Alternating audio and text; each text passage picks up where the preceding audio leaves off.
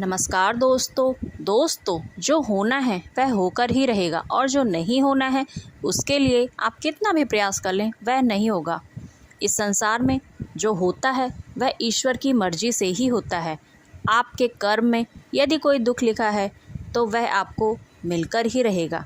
इस संसार में जो होता है वह ईश्वर ही करते हैं। ईश्वर आपको इस संसार में भेजने से पहले आपके प्रारब्ध का लेखा जोखा लिख देते हैं तथा आप ही क्या बड़े बड़े संत महात्मा भी उसे बदल नहीं सकते। तो दोस्तों, यदि आप ईश्वर की अवहेलना नहीं करना चाहते हैं तो ईश्वर के बताए गए मार्ग पर चलते हुए खुशी खुशी अपने कर्म का भोग करें। कर्म का फल तो स्वयं को ही भोगना पड़ता है।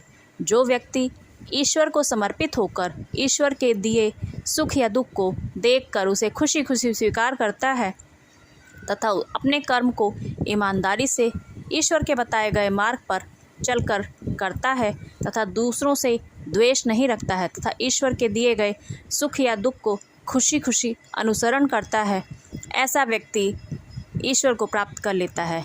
जो होने वाला है वह होकर ही रहेगा और जो नहीं होना है वह नहीं होगा।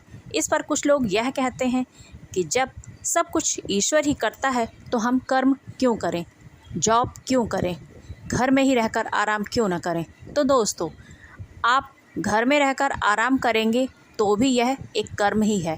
यदि ईश्वर चाहता होगा कि आप घर में रहकर आराम करें, कोई कर्म या कोई अन्य काम ना करें, तो आप घर में बिना कुछ जॉब किए, कर्म किए ही करके ही सुखी रहेंगे।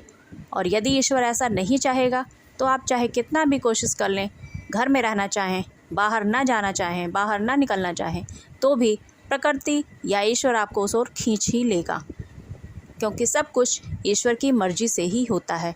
तो दोस्तों, वीडियो में दी गई जानकारी आपको कैसी लगी प्लीज़ कमेंट्स में बताएं और प्लीज़ मेरे चैनल को सब्सक्राइब कीजिए। Thank you, thanks for watching.